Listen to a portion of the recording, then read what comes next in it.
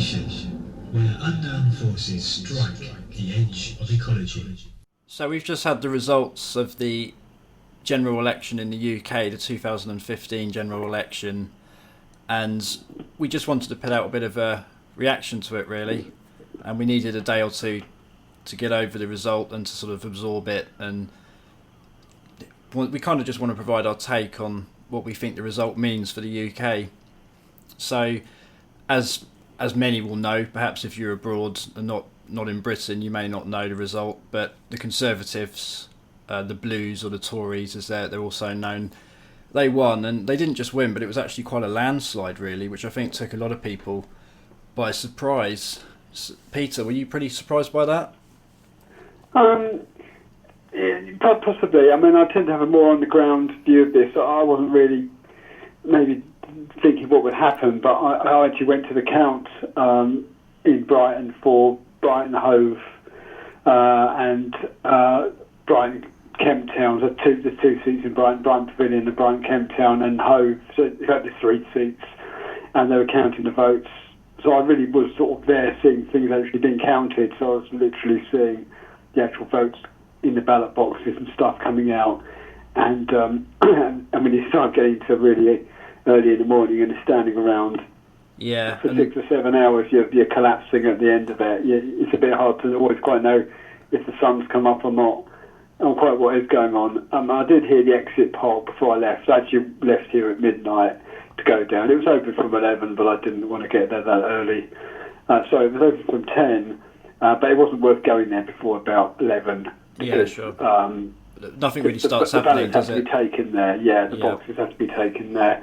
So I left at midnight, and I got there about 12:30. And but just as I left, there was obviously the thing had come on the radio. I was partly wanting to listen to it on the radio as well to get an idea what was happening. And that exit poll came out, and it was a surprise. I've heard there were Labour supporters in a pub in Brighton who were about to go where I went to the count, and were absolutely stunned into silence just for a moment, shocked. Well, it wasn't just. I think many were predicting a close call and a hung parliament as a result of a bit of a Labour-Conservative split. But the Conservatives, I mean, they it wasn't just a win; it was quite a comfortable win, really. I think they ended up with a majority of around 20 or so seats, and I think they needed 327 or so to get to basically pass the post, because that's how, hence the name first past the post. That's the name of our system. And the exit poll, that was a strange one, because I mean I wasn't at a count. I was just watching it at home, and when that exit poll hit, I was watching it on the BBC.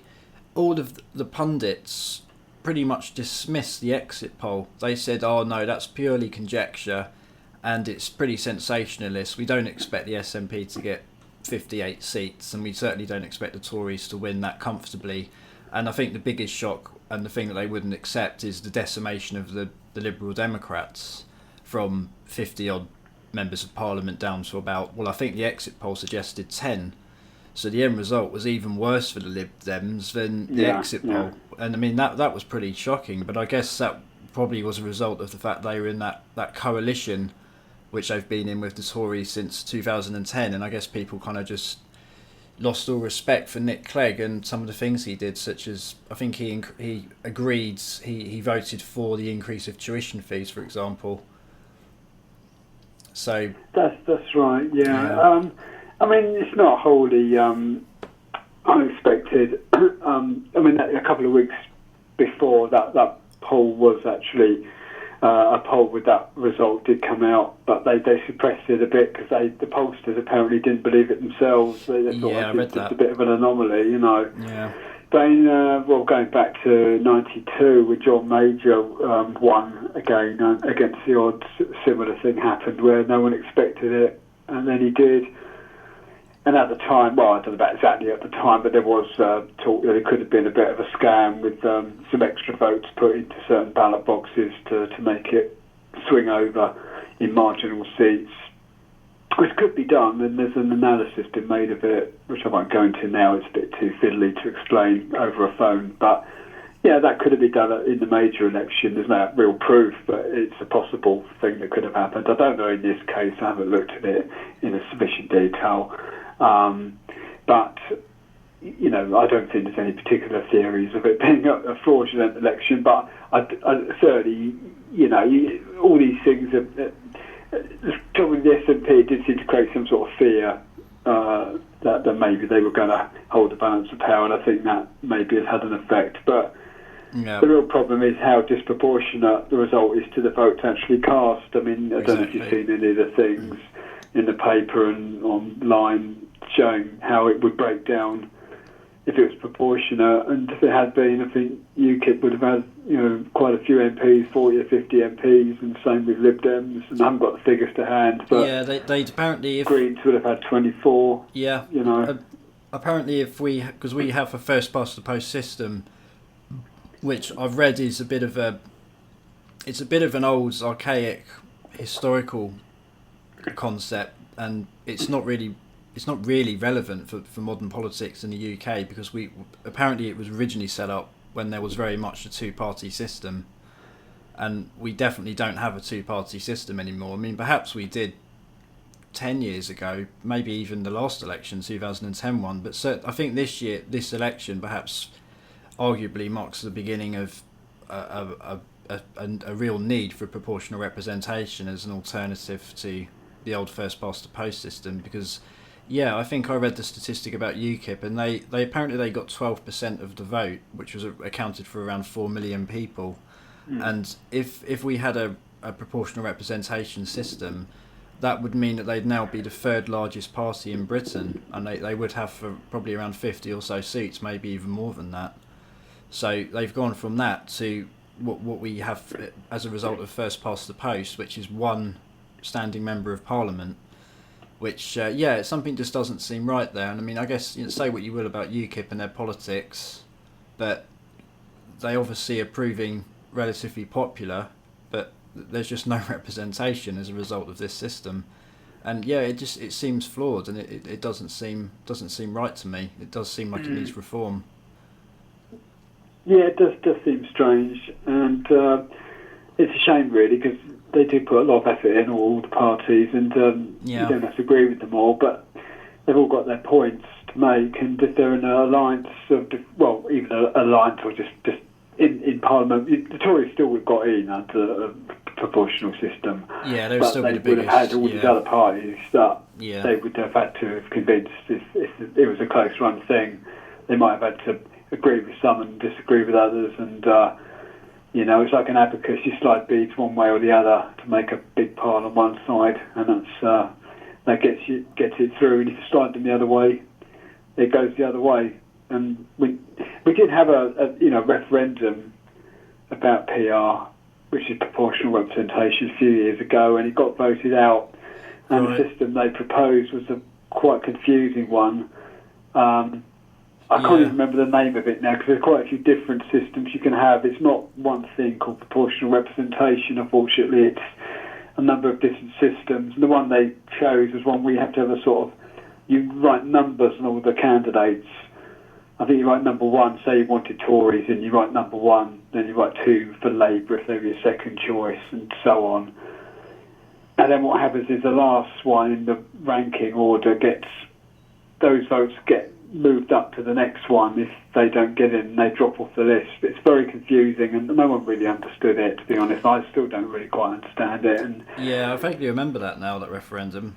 Yeah, I voted no, because it was a stupid system, and I prefer a proportional system, but what they came up with was confusing, and a lot of people can't even understand the ballot paper as it is. I mean, I've seen the sport ballots. We were looking at all the sport ballots on Thursday night and on Saturday. We had local elections as well.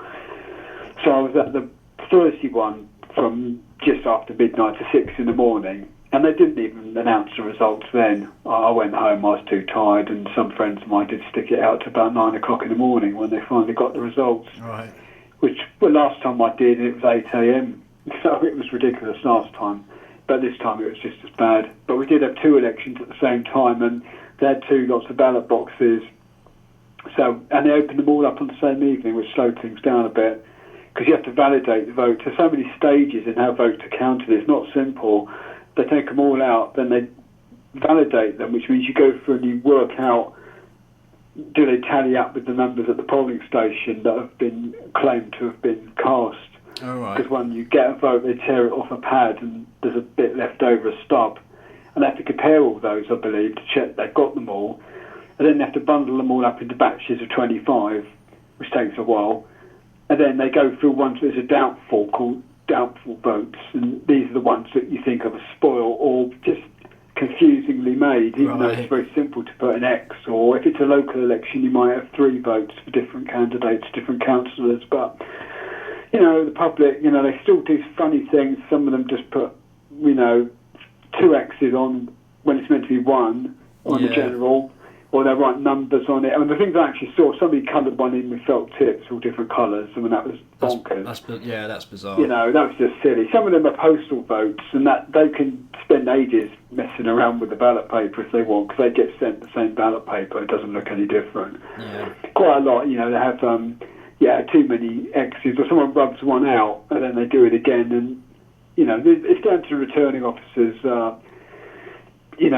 policy. And what our returning officer said was she wanted to allow the voter's intention to be clear, so it didn't have to be properly done as long as it was clear. Yeah. So some of them were ticked or they had too many crosses on. But there was one a bit controversial where they had, in the council election, it was meant to be 2 candidates in a ward, and there were 3 crosses on it, but 2 of the crosses were big and 1 was tiny. So she said, well, I'll allow that for, you know, the Tories as it was, and another person was arguing, saying that shouldn't be allowed. And then they had to go back and dig out all the other ones that had been done the same and change the result to match, so it was the same for everyone. Yeah. And, you know, as long as it's the same for everybody, so it's kind of all right. It's weird, though, because it's interesting about this, because one thing that I suddenly thought was, well, that's all very well if that's the consensus in one constituency, in one polling booth, but what about the fact that perhaps some other manager or overseer of a polling booth in a different area of the country has a different perspective on that and has a different view? Well, you find, the public tend to be equally dumb, whatever party they're voting for, perhaps, but you might expect Conservatives to be a bit more establishment, so they'll probably always put the X in the right place. Yeah. So it could disfavour those who might be less literate, perhaps. Sure. But it doesn't apply to the general election, that principle. It's only really local elections, but because we had both on the same day, which was confusing. So they counted the general on Thursday and the other one on Saturday, and that was very long. That took 10 hours. I got there at 10 o'clock. It opened at 9 in the morning. Didn't get out to 7 o'clock in the evening. Wow. And once you're in there, you're not allowed to go out, in fact. Well, actually, no, that used to be the case. In fact, now they do let you out because smokers tend to go out quite a lot. But you're not allowed to, you can't, and from either election, you're not allowed to tweet out or Facebook out or anything to tell the results. You know, it's criminal offence. Yeah. It has to be announced by the returning officer on the stage. That's the first time it must be known to anyone. So it's quite interesting to be there and see it all being done and be involved as well. It's well worth doing it. It's very interesting if you ever get a chance, and you can get paid to count the votes. Actually, I wasn't doing that. I was with one of the parties helping them validate votes, checking these odd ballots that looked a bit iffy. But so that wasn't paid, but it was interesting, yeah. So I'm seeing it from a kind of snail's eye point of view, really. I wasn't able to see much coverage. I saw a little bit. There were some TV screens around, but didn't get a chance to look at them really very much. No. Well, obviously the focus was on the Brighton one where you were. Yeah. But yeah. I mean, would you say you, as a result of being there, I mean, you have faith in the system, in the actual way it's done? It's an accurate count. There's no chance of inaccuracy or foul play from what you've seen. There are lots of things you could do. I think if it's run honestly, it's fine, but it does have to be run honestly. I thought the returning officer we had was exceptionally good, so I was impressed by that. Yeah. But if someone crooked was running it, you could see plenty of times when, one awkward thing, they took all the local election ones out of the ballot boxes to validate them. Then they put them all back in the ballot boxes again and locked them up for on the right day for Friday and didn't get them out till Saturday morning. So you might think if you really wanted it secure, you'd probably not take them out at all to see them in there.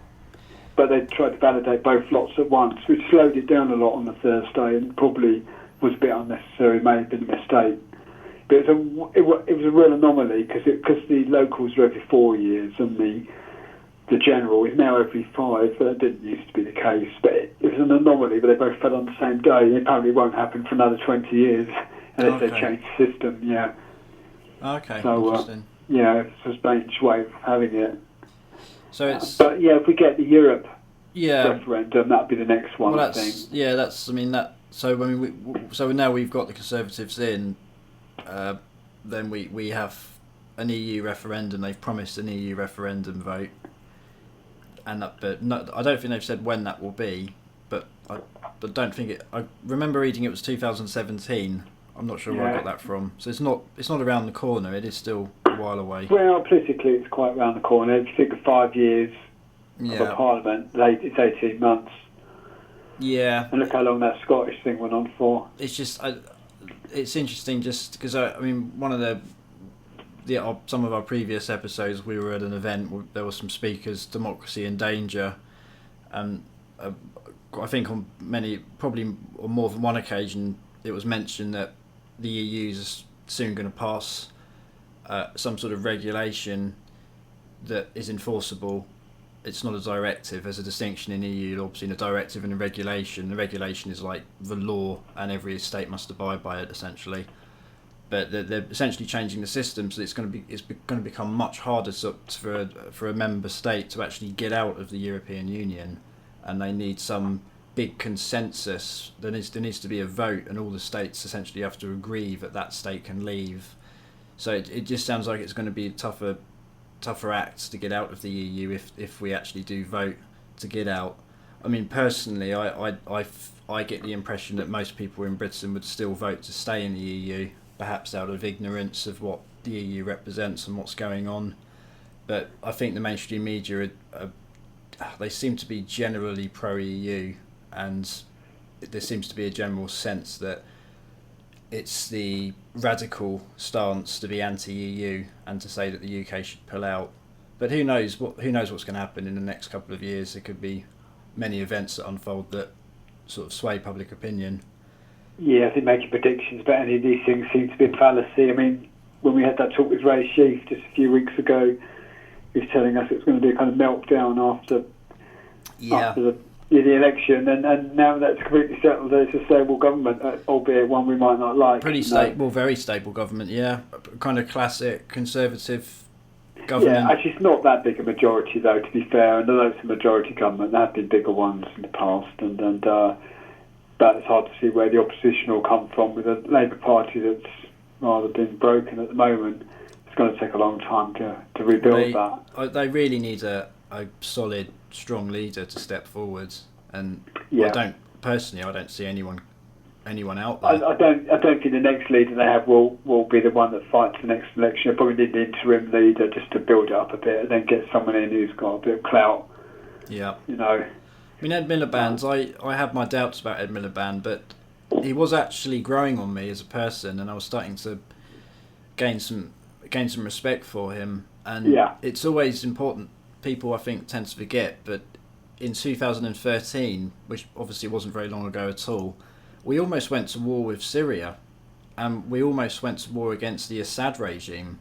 So we would have essentially been fighting alongside what is now ISIS. And the only reason that was stopped was because, if I remember right, David Cameron was for it, but he wanted to have a parliamentary vote. He didn't want to do a repeat of what Tony Blair did. And Ed Miliband stepped in and forced and voted against it, and the majority of Labour MPs voted against it. So it's sort of basically the Parliament forced David Cameron's hand, and if I remember right, that forced Barack Obama to essentially back down from going to war against Syria because Britain wouldn't have been fighting alongside the US, and I think Obama would have taken too much of a hit politically if he'd have tried to go forward with it. So Ed Miliband was quite instrumental during that whole period, and I rewatched the parliamentary debate on YouTube about a couple of days back, I think just before the election actually, because I just wanted to remind myself of that whole incident. And it is very much the case that Ed Miliband pretty much did, personally I think, unless there was more to it, he pretty much single-handedly prevented us from going to war against Syria there, because otherwise I think most of the Conservatives and the Lib Dems were for it. So he did do a lot of good stuff, Miliband, but I just think perhaps his personality just didn't come across very well. He wasn't very media savvy, and he came across just awkwardly, I think, unfortunately. But he was trying to improve his image, but unfortunately I just don't think he managed to quite do enough. And there was also that fear I think people had that the SNP, they were going to do a deal with the SNP, and then we would have the Scottish National Party kind of with more sway than they should really have in England, in Westminster.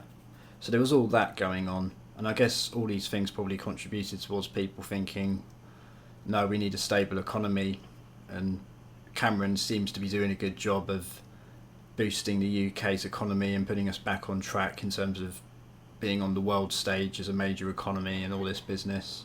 Yeah. But for the people who are at the lower end of the spectrum and the poorer people out there, it's definitely not a good result at all. And I mean, Russell Brand was saying on his YouTube channel that this has pretty much convinced him that politics isn't the way forward. He seems pretty disillusioned by politics as a result of this election.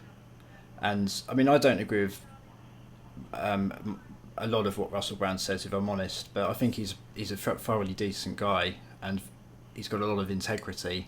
And it's interesting that he's pretty much saying, well, this pretty much proves that as it currently stands, grassroots movements online and all this kind of thing, they don't seem to sway the old school sort of majority of people out there, the kind of older generations, etc., the kind of the real voters, the ones that are always going to make the effort to go out and vote every time there's an election. They're always going to vote for the same, they're always going to vote for Conservative. And certainly in the UK, it's just a numbers game, really. We can have this massive movement that wants change and wants there to be this radical overhaul of the system, but we still don't have critical mass. So as a result, the Conservatives, they seem, it's the same old perpetual cycle. And yeah, it's interesting. I mean, we may see that change in the next election. Perhaps in the next one, there will be that tipping point of people. Well, there was, when Blair came in, but it might be argued he went too far to make it like Conservatives, but it probably wasn't as bad as the Conservatives would have been if you're opposed to that worldview. Some may not be who are listening. We shouldn't assume everyone is left wing, or I'm not sure we are necessarily. But if we look at it just as a scenario, yeah, the Conservative view does tend to be the propertied middle classes, upper middle classes even, and they tend to be, because they haven't got any particular threats apart from if they're suddenly given mansion taxes and things like that, which tends to be a bit off-putting. But they don't have any immediate threats to their situation, whereas if you're living on a minimum wage or contracts in employment not are very shaky, or the housing situation is particularly pressing in Britain, then the idea of making tenancies longer and things like that were put over by Labour. They were good ideas. I can't see Conservatives being that worried about that sort of thing. They may do it because they may realise they still need things to be a bit more stable. I mean, the Conservative candidate in Brighton Pavilion, Clarence Mitchell, he did say he supported having longer tenancies and stuff. Maybe he will, but I don't know if it's their policy, because of course they can say what they like. Some of the individual candidates, they may agree with things, but they can put forward bills, but they don't always get anywhere. They get talked out. Private members' bills. I mean, that happened recently on a subject like that. So they're not all evil. I mean, a lot of good people in the Conservative Party, I'm sure, but they don't all have huge power themselves, because they're within that machine as well. They may try to do something that's a bit better. Some are more unpleasant, and the ones that talk out bills are particularly unpleasant, I think, so just don't let anyone have a say. You could just keep talking. You can read the telephone directory out, apparently, and it doesn't matter as long as you keep going. And you could just fill the time and literally stop someone discussing something in certain debates, which is a very archaic rule. And I think some of the rules need to be changed about how the House of Commons runs, if you're going to have a House of Commons at all. The Scottish Parliament's probably got some lessons to teach us there. It's much more urbane. We have all this booing and shouting, and it's funny to listen to, but actually doesn't really achieve very much.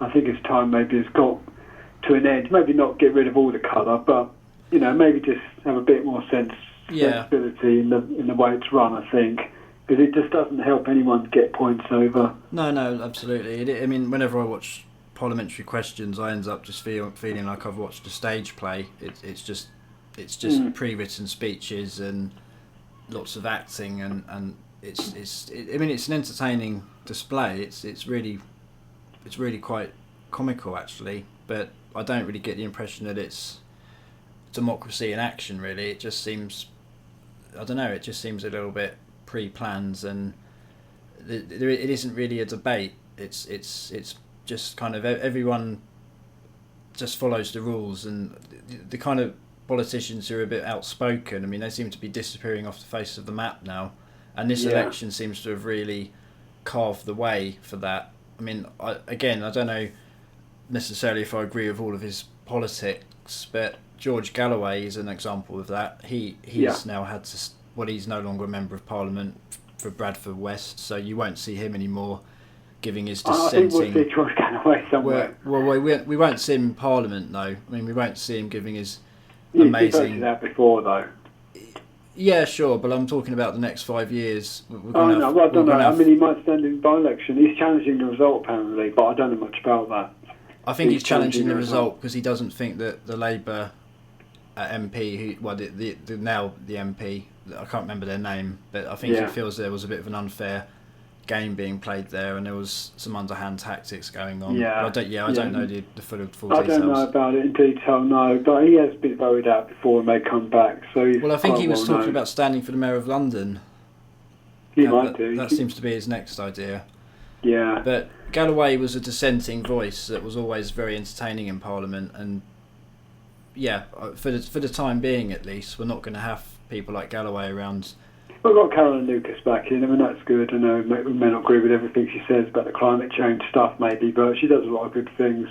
I mean, I'd have voted for her if I was in that constituency, which I'm not. I'm over the border from her, but I would have voted for her. I'm sure there are some good ones in there. I mean, there's still 8 Lib Dems, which is still a little group that can put different ideas in.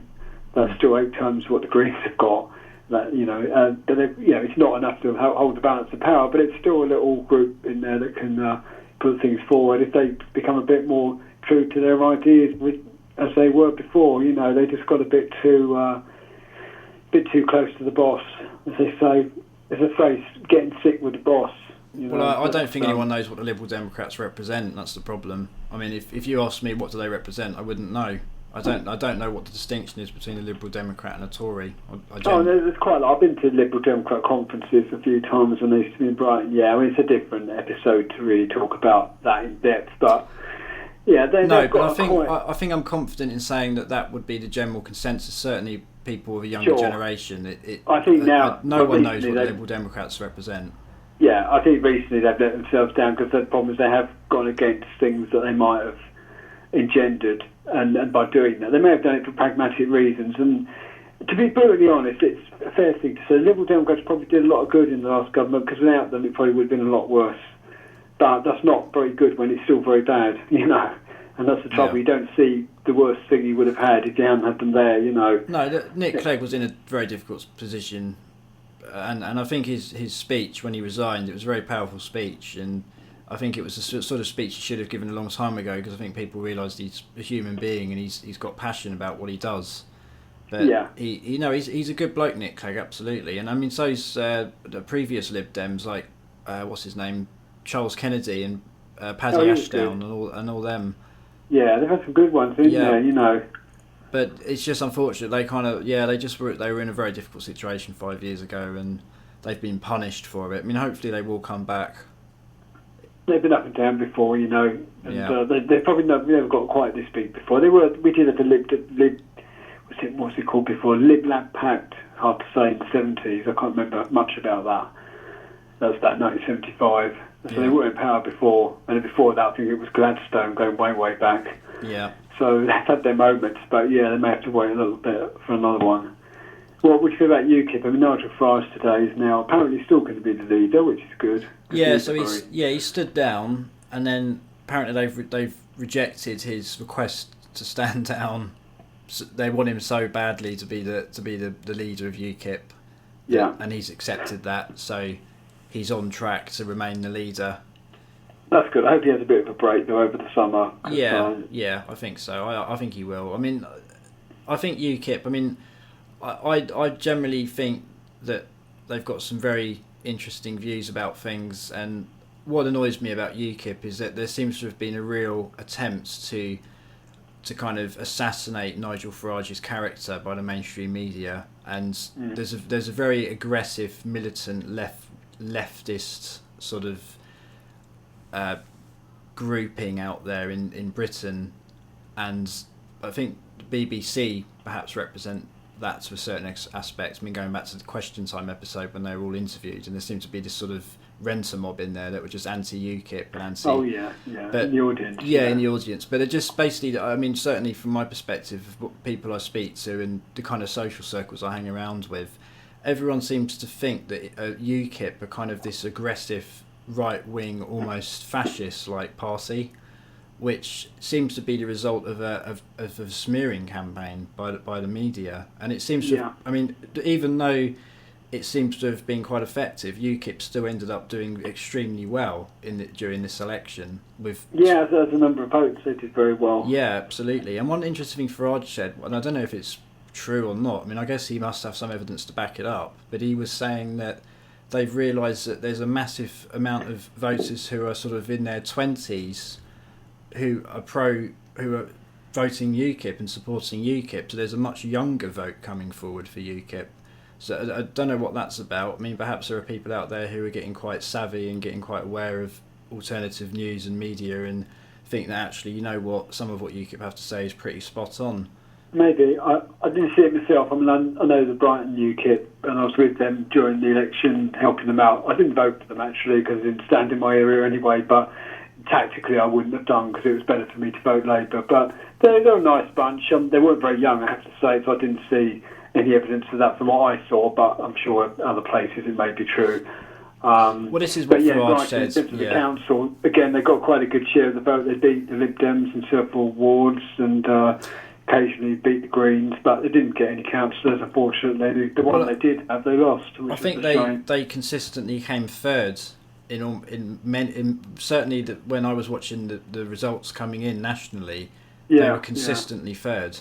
So they were beating everyone except for it's good if you do that because you're not coming bottom. It's quite some of the parties they beat were like Lib Dems have been major parties in the past, so it takes a lot to come from nowhere. But it's not much of a victory when you do all that just to get one MP. It's heartbreaking, really, for anybody. I think. I mean, I'm going to be honest. I was disappointed with the Thanet result and the fact Farage didn't get in as an MP. Yeah, because he did get a good number of votes. He got a good number of votes, but that I think what happened in Thanet was a bit of a disgrace personally, because apparently the Conservatives ploughed a hell of a lot of money into that area because they was determined to ensure Nigel Farage didn't get voted in. So they heavily canvassed that area. So they really put the Conservative guy on the map, who funnily enough was an ex-UKIP guy. So it was an ex-UKIP guy standing against Farage. I don't know why the guy left UKIP, but that was something I can't remember his name now. And then there was a bit of a farce because you had that Al Murray guy, the comedian, pub landlords guy, who I don't necessarily have anything against what he did. I think it was a bit of a publicity stunt, really. But I don't understand why the guy was so against Farage. And again, I think it all goes back to this kind of aggressive leftist movement. Yeah, I think he's a sort of left-wing comedian who is probably actually quite well off and kind of comes from a middle-class background, making fun of the working classes a bit. Yeah. That's what I understand. He got a very poor vote anyway. Well, I think people saw right through it. I think it was just silly. I mean, it didn't affect Farage, but it just, to me, it represented the kind of a prime example of what I'm talking about with this. This seems to be this public smearing campaign going on against UKIP, and they Yeah. seem hell bent and desperate to kind of paint them as this kind of evil force that nobody should vote for. And it's a shame, because I just think, well, actually, when you look at their policies, I mean, the only thing that I would be against, I would personally say, is well, two things really. Their stance on the NHS I don't necessarily agree with, because they're kind of looking to privatise it really. But Well, also, I think that's been changed. No, there was a policy. They changed that. they've reversed that, have they? Yeah, they reversed that. Yeah, but then the fracking as well. It's a shame that they're pro-fracking. Yeah, that's probably a mistake. Yeah. But then all the other parties are pro-fracking. You see, Conservative parties are pro-fracking, is that no one has a go at them. Yeah, but the Greens aren't, though, are they? Or, No, they're not. No, but they're quite small. Whereas Labour probably are pro-fracking as long as we do it carefully and we've got to ask all the questions, health and safety, etc. They'll give you a nice answer. Yeah. But in all reality, they're probably for it. So again, why are they not getting the flack? Why does UKIP get the flack? Yeah. When that's only one of their policies out of many, you know. This is the trouble. It's like they say, when UKIP does something wrong, no one forgets, but they forget all the loony Tories who come out with just as bad stuff, you know. Yeah, sure. And it tends to get thrown at UKIP, because really I think it's vested interest to put them down, because they really are a threat to the system, because their idea is different about the European thing. All the others kind of go along with that to some degree anyway. I think they all do now. Yeah. In fact, they just want to give you a referendum, and Tories kind of want to have a referendum. Some of the Tories would be like UKIP. But Cameron seems to be suggesting that he's going to get tough on the EU, and hopefully that's going to happen. And he seems to be saying he's going to have no compromises with them. He's going to say this is what we want, and if we don't get it, then we're probably going to get out of the EU, or something essentially along those lines. Yeah. So maybe this will happen. Who knows? I guess the other elephant in the living room is this whole TTIP agreement, transatlantic trade partnership. Something like that. Yeah. Trade investment partnership. And I mean, this is a really scary bit of legislation, and not enough people know about this at all. And there's just been this absolute blanket kind of, just silence about this in the mainstream media.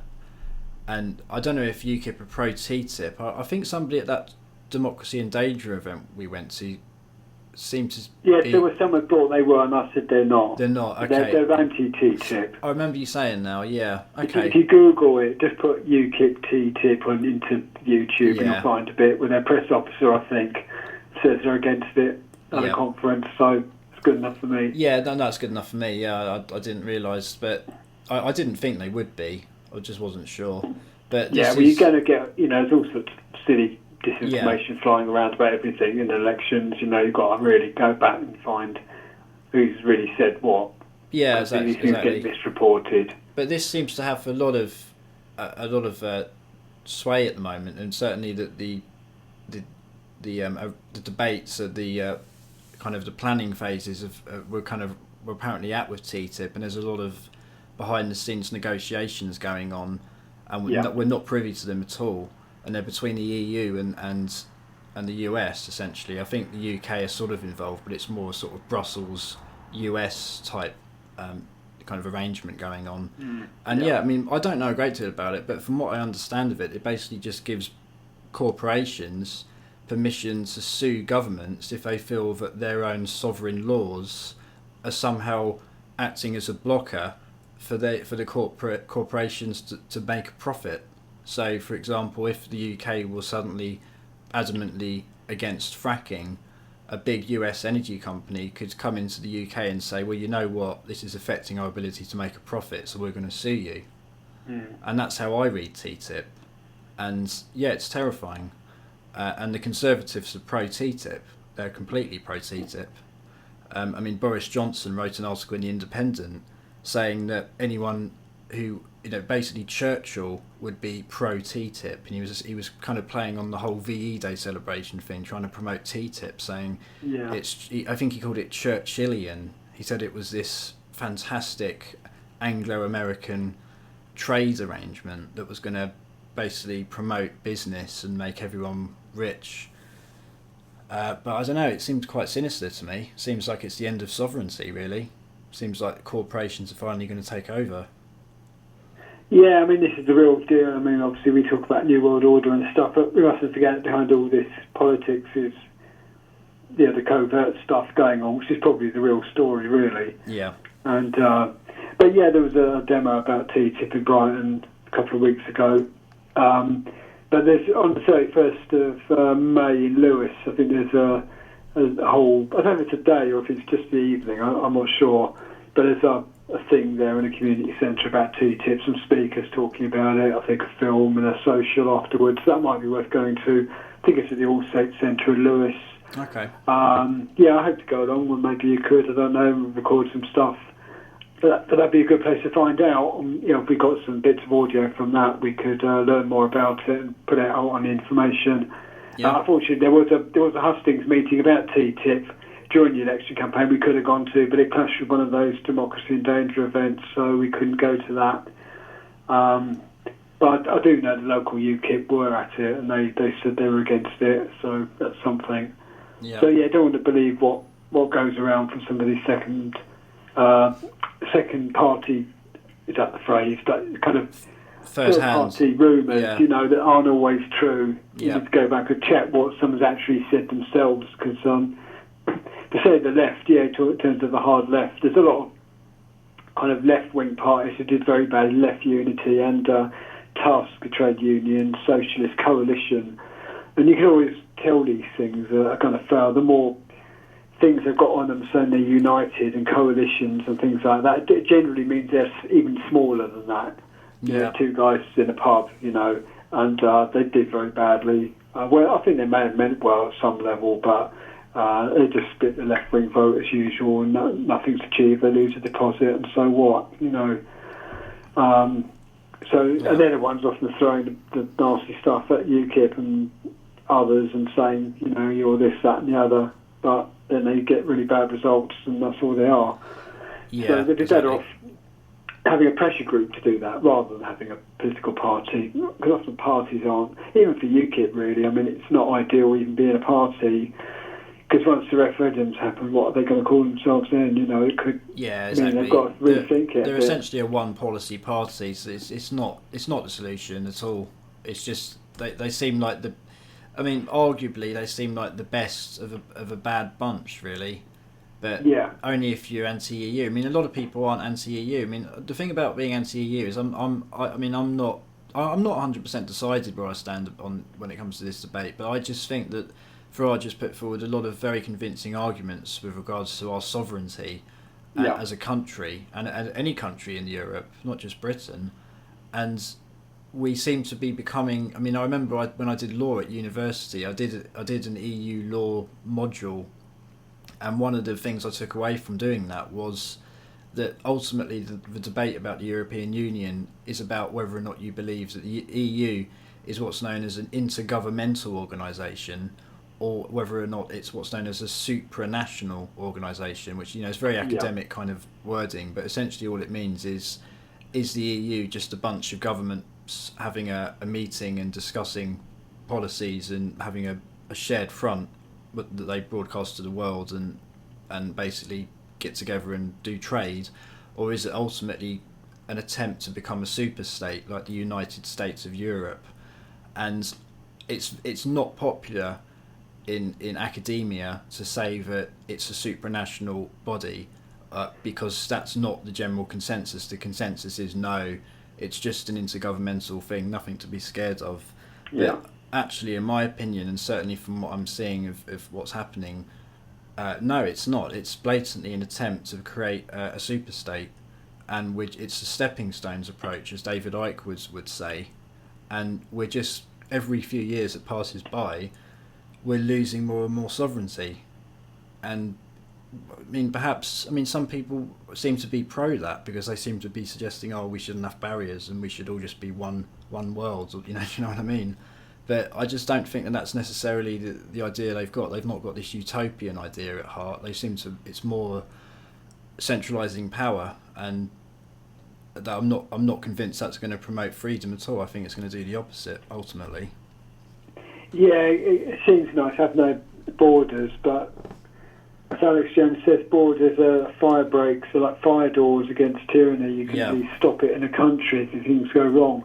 You can still go between the countries. No one's physically putting a wall up, only when you had, the North and South Korea, that happened, and then the Berlin Wall. But apart from ridiculous examples like that of extreme situations, in general, you can go between the countries. Certainly in Europe you can anyway. You need a visa to go to other places anyway, but that's the way the world is. But in terms of it, living somewhere and moving there, it's always happened anyway. I mean, it's happened before we were in the EU. I don't quite see what the big deal is, why it has to be accelerated, because it's always happened. Anyone who really wanted to move to Spain did so anyway. Yeah. If you needed it bad enough. If you had if you had a good reason to go there, if you had the money to back you up or a business, you could do it. Yeah. But it has to be said. I mean, again, it's a controversial subject, but the other issue with the EU is just the levels of immigration we're receiving in the UK. They're just not sustainable, and there are many people that would probably argue that that's all over dramatic and oversimplifying the problem, and in fact there are as many people leaving as coming in. But I don't think that's the reality that personally I see on the ground. I just see an erosion of culture, and we're kind of becoming certainly a country in Britain, or certainly where we live in the UK in Brighton, it's becoming very multicultural, which isn't a bad thing, but I just think we're not seeing enough integration. We're seeing too much segregated communities where we have one side of the road being from one area and doing their own thing, and someone at some other area doing something else, if that makes sense. And I don't know, I just feel that perhaps that's not really what we should be striving for. We should instead be trying to promote a common culture, and there doesn't seem to be that push, and that, to me, that's problematic, and it's worrying, because I just think perhaps in 10 or 20 years' time we won't really have a shared culture anymore. We probably won't even have a shared language.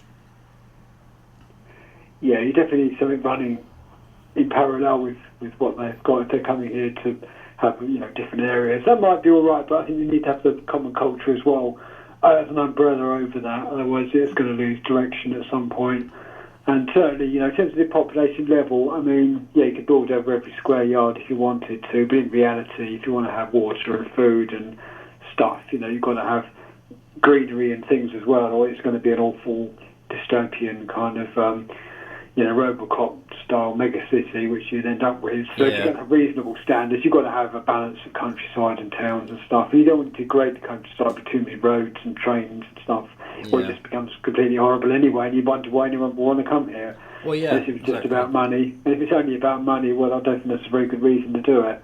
No. And but certainly because of housing, that's got so expensive. It's a good barometer for all these things. You can't afford a decent place, or it's so expensive. There's something wrong somewhere, whether it's immigration, or I don't think it's necessarily population level, because it's not really gone up that much. The problem seems to be just a lot of it's just housing and flats being bought by offshore organisations and holding them as land banks, and whole blocks of flats in London are bought and left empty just so they accumulate a higher price and are going to be sold on later on. Things like that should be illegal. Oh, it should be. That should be absolutely outlawed. It's abhorrent, and you get. Apparently, I saw a documentary about this where you get sort of Chinese wealthy businessmen that will, like you say, buy up an entire block of flats in London, and they buy it on spec. They don't even come and see the place. They just buy it on spec. No. It's just outrageous. Yeah, I can't accept any argument that would be for that kind of scenario, because it just seems so disjointed with what we should have. Yeah, that's right. So where you've got a government that doesn't outlaw that, you've got to say they're a bit out of touch. Yeah.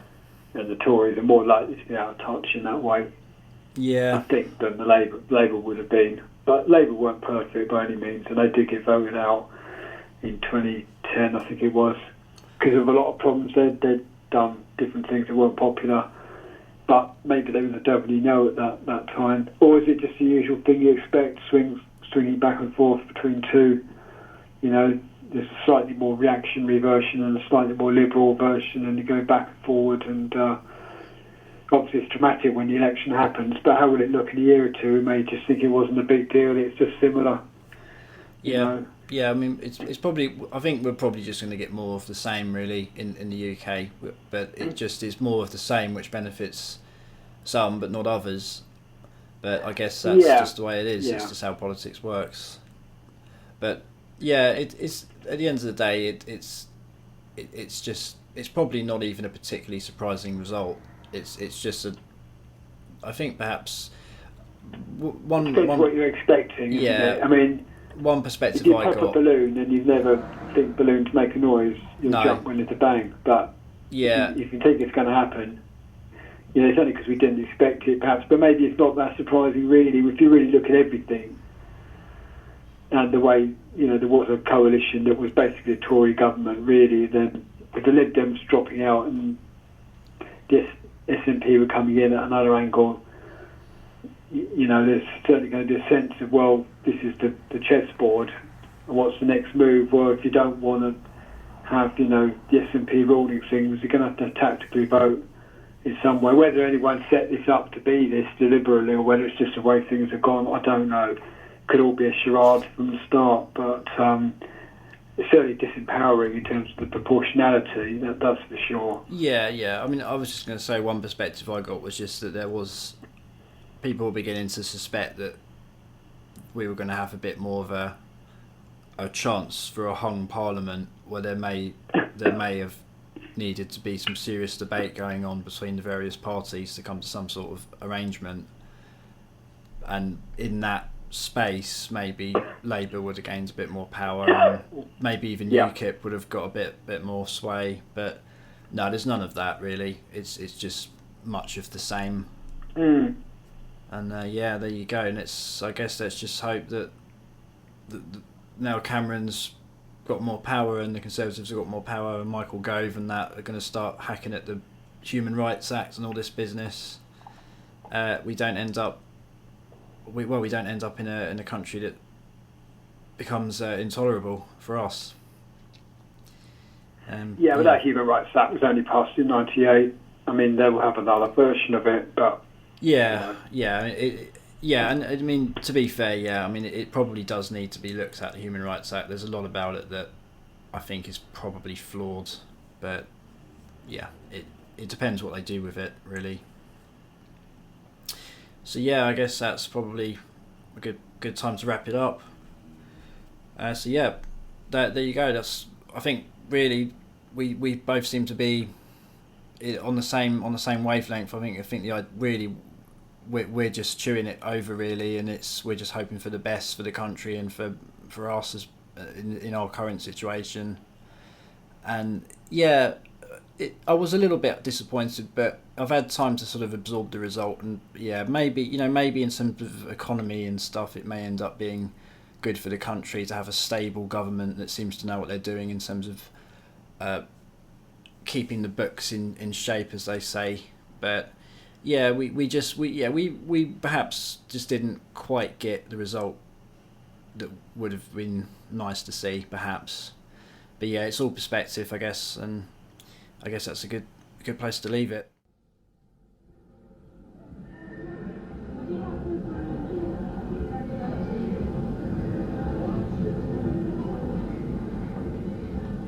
The information where unknown forces strike the edge of ecology.